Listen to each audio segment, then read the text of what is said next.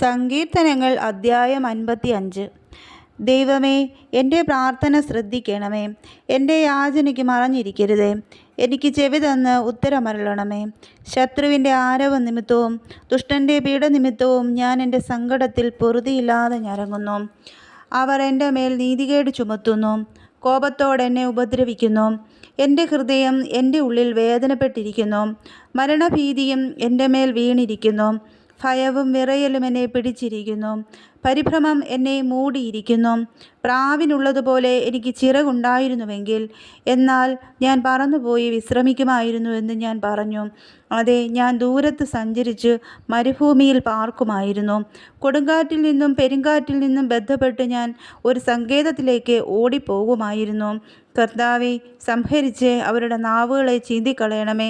ഞാൻ നഗരത്തിൽ അതിക്രമവും കലഹവും കണ്ടിരിക്കുന്നു.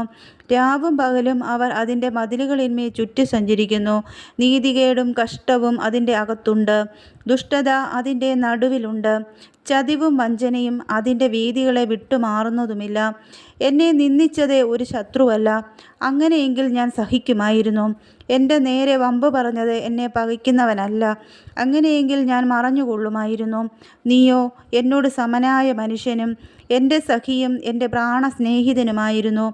നാം തമ്മിൽ മധുരസമ്പർക്കം ചെയ്ത് പുരുഷാരവുമായി ദേവാലയത്തിലേക്ക് പോയല്ലോ. മരണം പെട്ടെന്ന് അവരെ പിടിക്കട്ടെ. അവർ ജീവനോടെ പാതാളത്തിലേക്ക് ഇറങ്ങട്ടെ. ദുഷ്ടത അവരുടെ വാസസ്ഥലത്തും അവരുടെ ഉള്ളിലും ഉണ്ട്. ഞാനോ ദൈവത്തെ വിളിച്ചപേക്ഷിക്കും. യഹോവ എന്നെ രക്ഷിക്കും. ഞാൻ വൈകുന്നേരത്തും കാലത്തും ഉച്ചയ്ക്കും സങ്കടം ബോധിപ്പിച്ച് കരയും. അവൻ എൻ്റെ പ്രാർത്ഥന കേൾക്കും.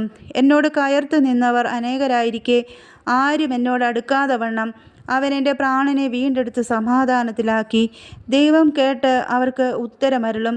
പുരാതനമേ, സിംഹാസനസ്ഥനായവൻ തന്നെ. അവർക്ക് മാനസാന്തരമില്ല.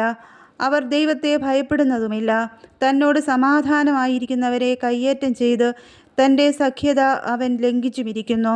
അവൻ്റെ വായ വെണ്ണ പോലെ മൃദുവായത്, ഹൃദയത്തിലോ യുദ്ധമത്രേ.